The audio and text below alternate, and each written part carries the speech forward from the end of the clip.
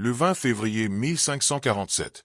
Dans l'abbaye de Westminster, baigné d'encens et de lumière, un enfant de 9 ans s'avance vers le trône. Il est vêtu d'or, la couronne paraît trop lourde pour sa tête. Sa silhouette fragile contraste avec la grandeur du décor. Des archevêques murmurent des prières, des lords s'agenouillent, et le peuple acclame. L'Angleterre a un nouveau roi, Édouard VI, fils tant attendu d'Henri VIII. Mais derrière les fanfares et les tapis rouges, une question silencieuse plane dans la nef. Qui est réellement ce garçon qui devient le maître d'un royaume divisé? Un enfant qui n'a jamais connu sa mère, morte 12 jours après sa naissance. Un enfant élevé non pas pour vivre, mais pour régner. Car Édouard n'a jamais eu d'enfance. Pas de jeux dans les jardins, pas de disputes entre frères et sœurs.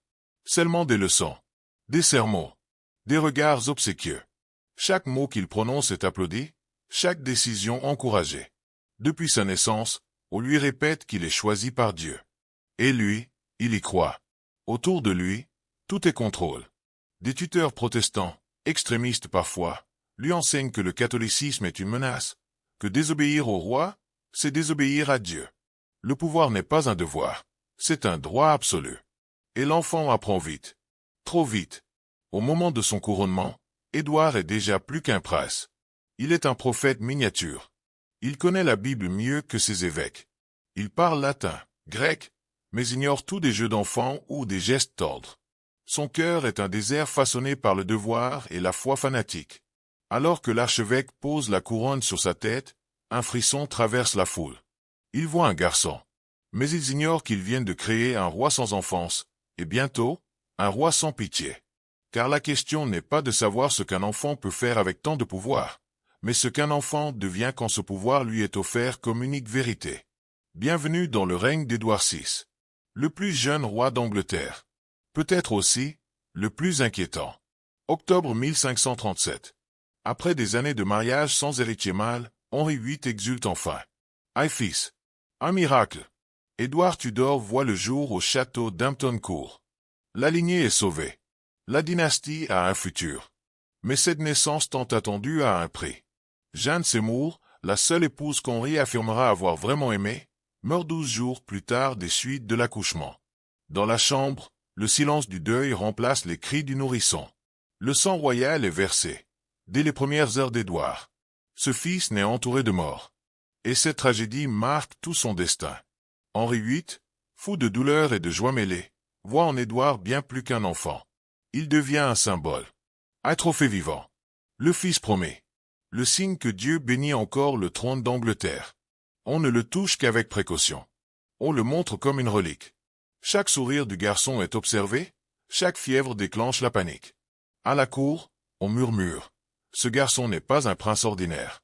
Il est l'Angleterre elle-même, en chair et en os. Henri, obsédé par la succession, construit autour de lui une bulle dorée. Des nourrices triées sur le volet. Des médecins de toute l'Europe. Des gardes à chaque porte. Et surtout, une éducation sévère choisie pour forger non un enfant, mais un souverain. Mais dans cette cage luxueuse, Édouard grandit seul. Pas de mère pour le consoler. Pas de frère pour jouer. Ses sœurs, Marie et Élisabeth, sont tenues à distance, exilées par la politique. Le roi, quant à lui, n'est qu'un dieu lointain qu'on aperçoit à travers un voile de respect absolu. Édouard devient donc un enfant sacralisé, entouré de rituels, de formules, de silence. Il n'apprend pas à vivre, il apprend à régner. Et dans cette solitude, il commence à confondre amour et obéissance, attention et pouvoir. Dans les yeux d'un père tyrannique, Édouard est tout. Dans la vie d'un garçon, il n'a rien. Né dans le deuil, Édouard ne connaîtra jamais la tendresse qui adoucit l'enfance. Il sera un roi forgé dans l'absence, élevé comme un mythe vivant. Et un enfant élevé comme un mythe finit toujours par devenir un danger. À la cour des Tudors, on ne forme pas un enfant. On fabrique un roi. Dès l'âge de 5 ans, Édouard VI, seul fils vivant d'Henri VIII, voit défiler devant lui les plus brillants esprits du royaume. Mais leurs esprits ne sont pas libres. Ils ont été choisis pour une mission précise, façonner un monarque théocratique, convaincu que son pouvoir vient de Dieu et qu'il parle au nom de Dieu. Son principal précepteur, John Sheck, est un humaniste, mais surtout un réformateur radical. Il croit que l'Angleterre doit être purifiée du catholicisme, corps et âme. Et ce n'est pas avec des livres d'images qu'il éduque le prince. Non. À 7 ans, Édouard lit des sermons de Luther, des traités antipapistes, des textes théologiques complexes. À 8 ans, il peut expliquer pourquoi les prêtres catholiques méritent la mort. Il n'y a pas de place pour des jeux. Aucun camarade. Aucun rire d'enfant dans les couloirs. Chaque journée est rythmée par des leçons, des prières, des débats théologiques. Lui-même l'écrit dans ses journaux. Ceux qui s'éloignent du vrai Dieu doivent être corrigés, parfois dans la chair, pour sauver leur âme. Il apprend à punir avant même d'apprendre à aimer. Tout est filtré par le dogme. Même l'histoire devient une arme. Les rois pieux sont glorifiés, les rois tolérants méprisés. La religion n'est pas une foi, c'est une arme de contrôle. L'enfant n'a pas d'ami. Il n'en veut pas. On lui a appris que la familiarité est un poison pour l'autorité.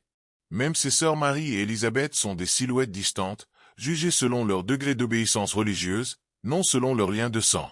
Ainsi grandit un garçon intelligent, mais isolé. Brillant, mais sans tendresse. Religieux, mais sans pitié. On ne lui a pas appris à comprendre les hommes, mais à les juger. À les diviser en justes et hérétiques. À préférer l'obéissance à la compassion. Et derrière son regard sérieux d'enfant studieux, naît un fanatique couronné. Ce n'est plus un prince en devenir. C'est un petit prophète autoritaire, qui se croit missionné pour sauver l'Angleterre, même si cela exige le sang, la peur, la soumission. Janvier 1547. Henri VIII meurt. Le royaume entre en deuil, mais un enfant monte sur le trône. Édouard VI, 9 ans, couronné roi d'Angleterre. Son visage est encore celui d'un écolier. Mais les mots qu'il prononce sont déjà ceux d'un juge, d'un prêtre, d'un souverain absolu. Officiellement, un conseil de régence doit gouverner à sa place, mené par son oncle Édouard Seymour, duc de Somerset. Mais très vite, les choses deviennent claires. Ce garçon ne veut pas être une marionnette.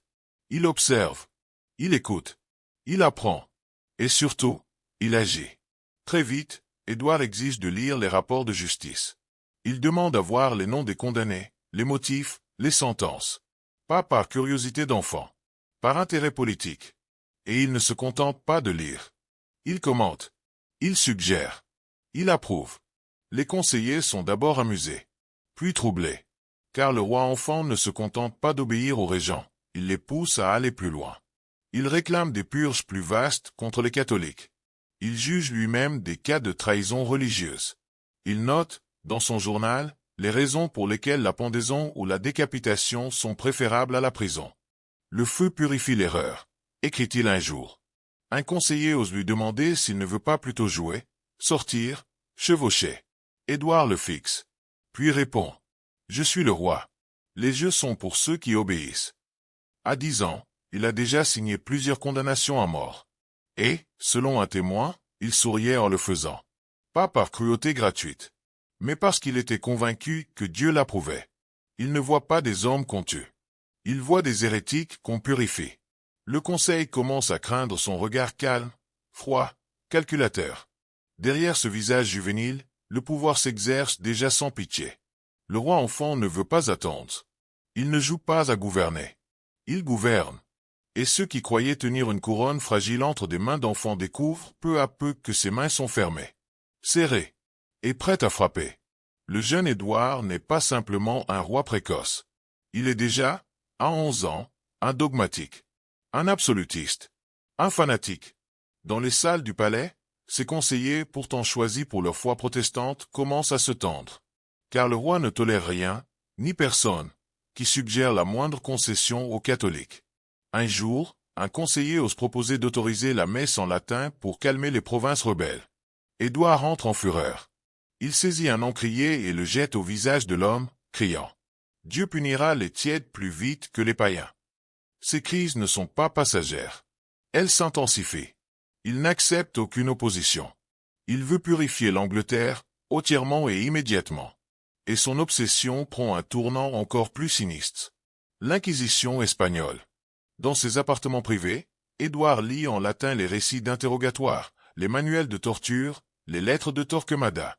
Il prend des notes, souligne, annote les marches. Pas comme un élève, comme un ingénieur de la terreur. Il fait dessiner des croquis de dispositifs, cages, brodequins, chevalets. Il commente leur efficacité. Il imagine des variantes. Un soir, Un serviteur découvre sur le bureau du roi un croquis d'un système suspendant un homme par les poignets pendant qu'on l'oblige à réciter des psaumes protestants. En bas du dessin, Édouard a noté. Peut accélérer la conversion si appliquée avant le lever du jour. Mais ce ne sont pas que des jeux mentaux. Le roi expérimente. Une servante accusée de réciter un Ave Maria en cachette et fouettée en public. Édouard fait dresser un rapport. Résultat, 3 jours sans récidive.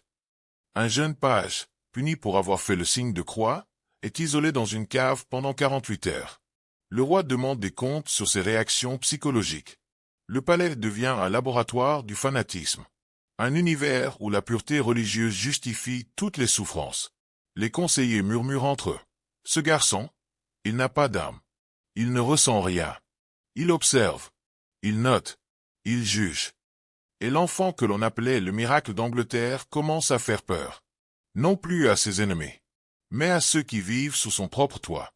Chez n'importe quel enfant, les liens du sang forment les premières racines de l'affection. Mais chez Édouard VI, roi à 9 ans, élevé dans une bulle de dogme et de peur, la famille devient une menace à surveiller. Sa demi-sœur Marie, fille de Catherine d'Aragon, est pour lui l'ennemi absolu. Non seulement catholique, mais fière de l'être. Une femme qui célèbre encore la messe interdite, qui refuse de reconnaître l'Église d'Angleterre.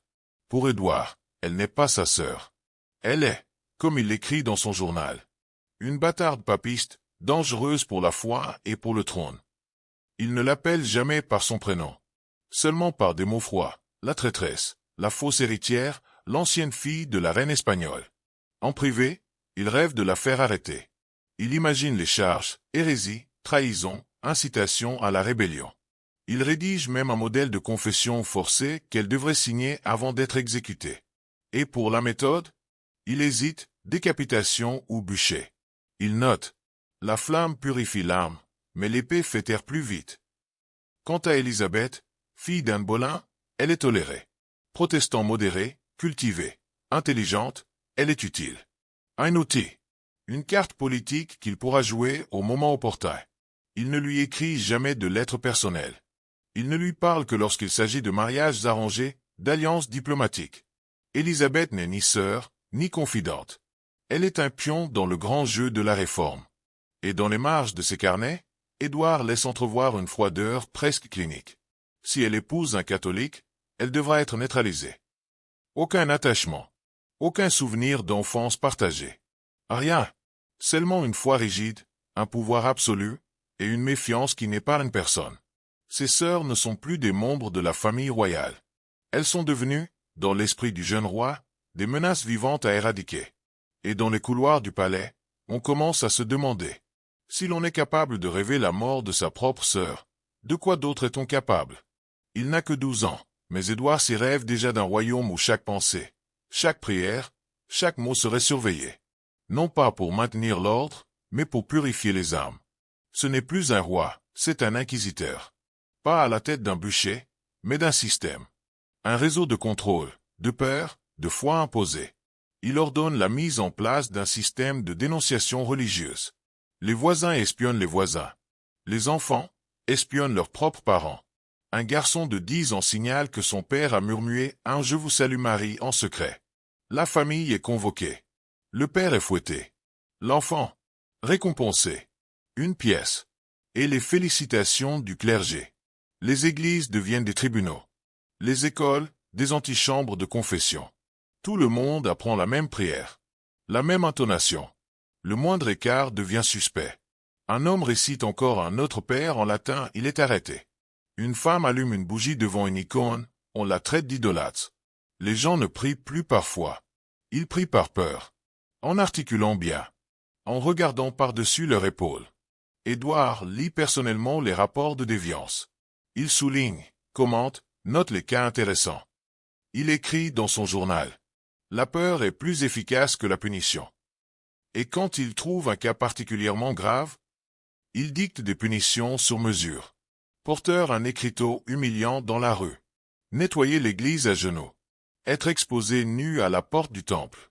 Ou pire, être pendu.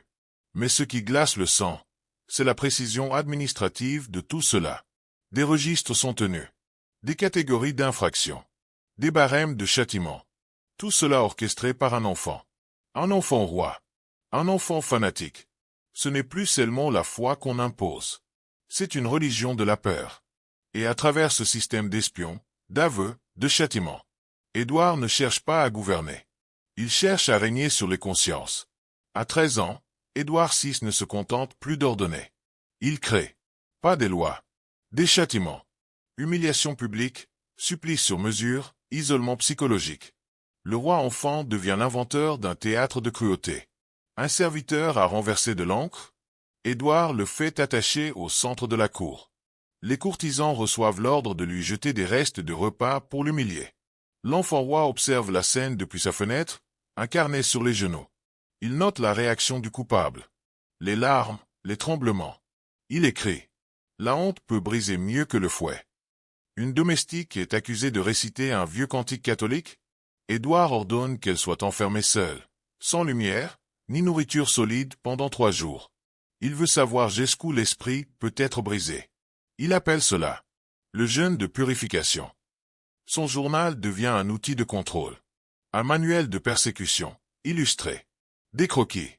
Des schémas. Des annotations sur l'impact psychologique de chaque punition. Il classe les méthodes selon leur efficacité. Humiliation. Douleur. Désespoir. Le roi ne regarde plus ses sujets comme des êtres humains, mais comme des cobayes. Des âmes à corriger.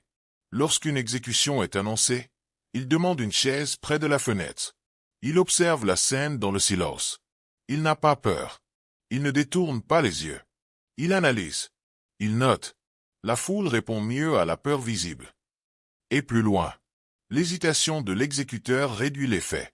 Il faudra le remplacer. Ce n'est plus un enfant. C'est un roi de glace. Au cœur stratégique. Au regard chirurgical.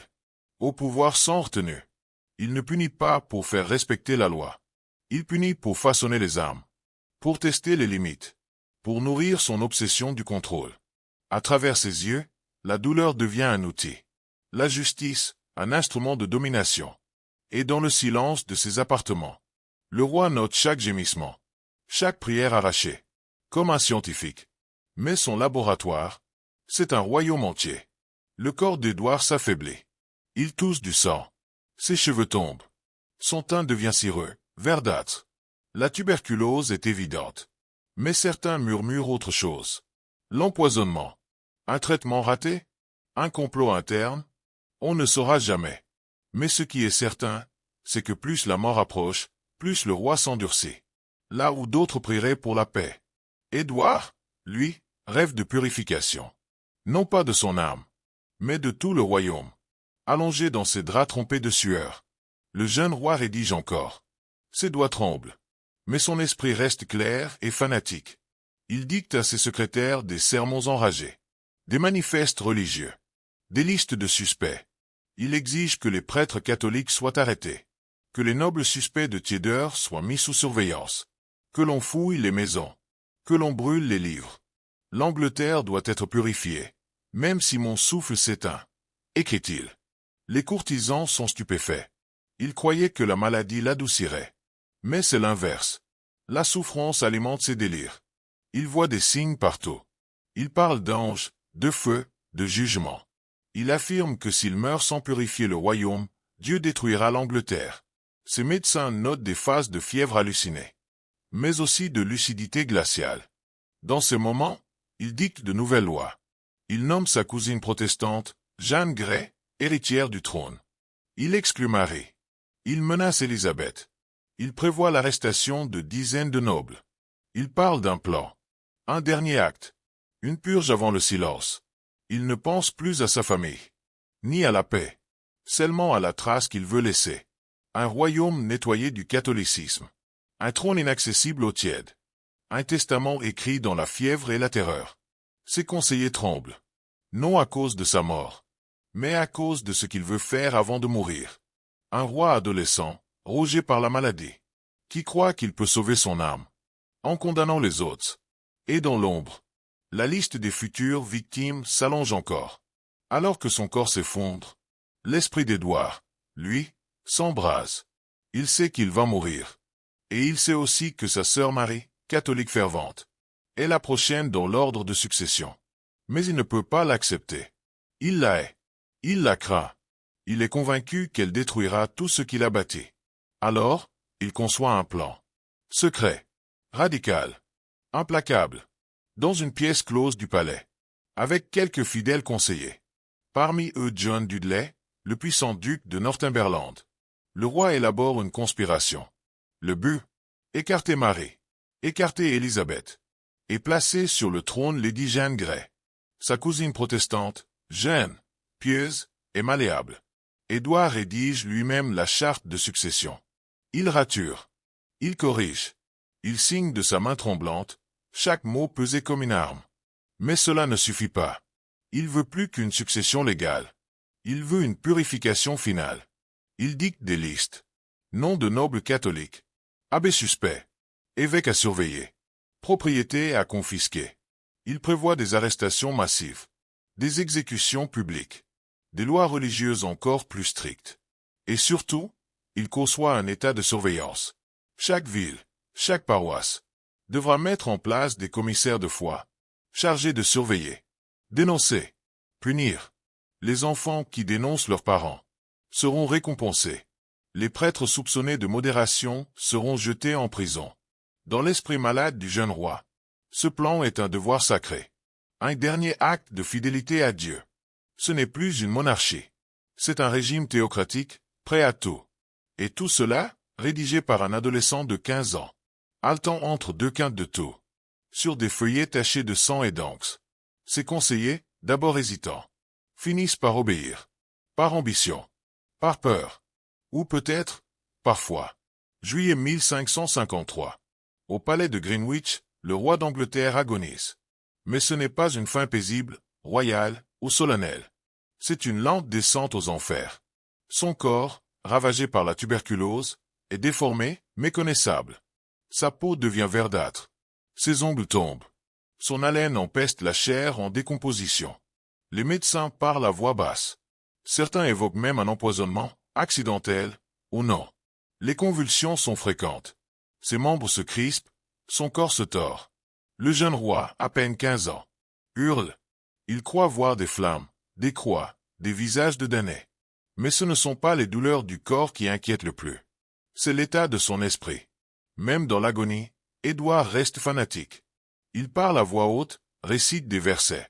Implore Dieu non pas pour lui-même, mais pour que l'Angleterre reste pure, débarrassée des papistes, préservée de Marie. Il refuse les sacrements contaminés par le catholicisme. Et dans ces dernières heures, il ne demande ni sa famille, ni ses sœurs, ni même un prêtre, seulement du silence, et son journal, dans lequel il tente encore d'écrire. Des lignes tordues, illisibles, des ordres inachevés, des noms soulignés. Ces derniers mots, selon un témoin, auraient été « Seigneur, prends-moi, mais ne laisse pas Marie régner ». Puis un murmure « Que le sang des justes lave cette terre ». Et enfin, le vide, le silence, interrompu uniquement par le râle final, et l'effondrement d'un corps trop jeune, trop fanatique, trop seul, autour du lit royal. Personne ne pleure. Même ses plus fidèles partisans avoueront plus tard, en privé, sa mort fut une délivrance. Car Édouard n'était plus un roi. Il était devenu un instrument de peur, un prophète adolescent à la dérive, qui aurait transformé l'Angleterre en théocratie punitive. S'il avait vécu ne serait-ce que quelques mois de plus. Sa mort éteint la menace. Mais son ombre, elle, plane encore sur la couronne. Et son journal, trempé de fièvre, reste comme un manuscrit de fanatisme royal. Il est mort jeune, à 15 ans. Et pourtant, le sillage qu'il laisse derrière lui est plus sombre que celui de nombreux monarques adultes. Édouard VI, enfant roi, prodige des textes saints, héritier tant attendu de Henri VIII, n'aura régné que 6 courtes années. Mais ce règne fut un miroir déformant de ce que peut devenir le pouvoir. Quand il est remis aux mains d'un esprit brillant mais brisé, il aurait pu être un prince philosophe. Il est devenu un inquisiteur miniature. Sa vision de l'Angleterre? Un royaume pur, uniforme, sans opposition. Un peuple à genoux devant une foi unique, la sienne. Pas par conviction, mais par peur. Ce n'est pas seulement un fanatisme religieux. C'est la démonstration tragique de ce qui arrive lorsqu'un enfant est éduqué dans le culte de l'absolu. Sans affection, sans contradiction, sans le moindre apprentissage de la nuance, de l'empathie ou du doute. Il n'a jamais appris à écouter, jamais appris à aimer, seulement à condamner. Son héritage n'est pas une réforme durable, ni une vision spirituelle. C'est une alerte rouge gravée dans l'histoire de la monarchie. Un enfant roi n'est pas une promesse. C'est un risque. Non pas parce qu'il est jeune, mais parce qu'un enfant élevé comme un dieu oublie qu'il est humain. Ces journaux, conservés dans les archives royales, ne sont pas les souvenirs d'un adolescent rêveur.